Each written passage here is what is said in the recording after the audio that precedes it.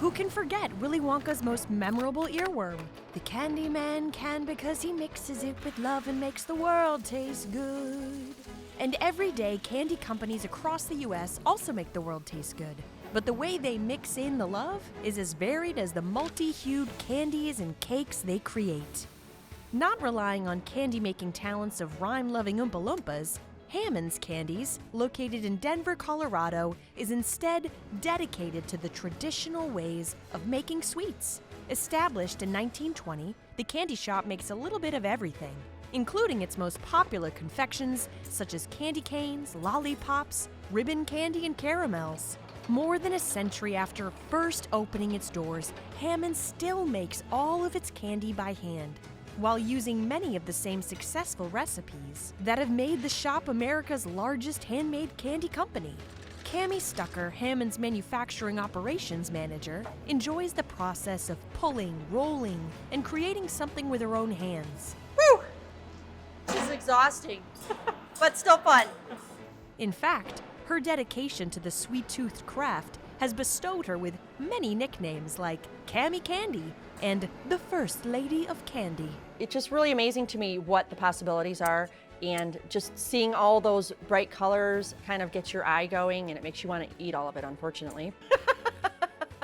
Everything that we do to create this candy is just really magical and fun, and we're really proud of what we do here. Stucker, along with many other candy makers, work in a literal fog of cornstarch and powdered sugar.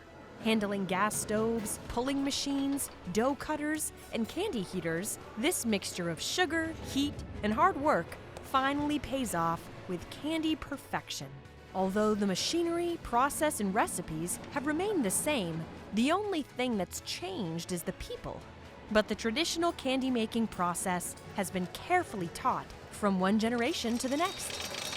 While Hammonds' hands-on approach delights customers with the taste of the traditional, other companies are busy satisfying their sweet-toothed craving of millions.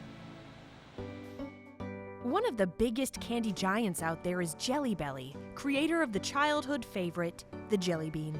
Although tracing its roots back to the late 1860s, Jelly Belly as we know it today didn't take shape until the 1970s. To deliver its pint-sized sweetness to customers around the world, Jelly Belly's automated candy-making process produces upwards of 15 billion jelly beans per year, ranging in over 100 different flavors from the traditional, such as root beer, cream soda, and very cherry, to the incredibly strange, think baby wipes, beer, and boogers. And that's just the bees. Jelly Belly packs in a lot of flavor, and the company uses natural ingredients to produce the natural flavors of things like chocolate, coconut, and even jalapeno. Although the candies are small and the process uses high-tech machinery, it can still take a couple weeks to create a jelly bean from start to finish. Like most candies, jelly beans begin as a liquid mixture of water, corn syrup, sugar, and cornstarch. That liquid is then poured into molds made of cornstarch, and each tray contains more than 1,000 of these candies that'll eventually become a jelly bean's gooey center. After a day of curing, these beans are tossed into a candy tumbler and showered with sugar. In the following days, the beans will be layered with sugary shells by tossing sugar onto the beans while they tumble in a kettle drum. Then the jelly bean is glazed, stamped with the Jelly Belly brand name, and shipped. Depending on the complexity of the jelly bean flavor, especially the sour ones, the beans will cure for another 2 weeks before being packaged up.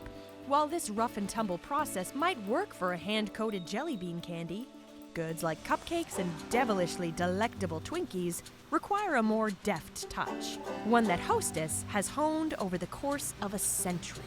Hostess's first cupcake dates back to 1919, but this chocolatey creation didn't feature its signature white squiggles and vanilla cream filling until the 1950s.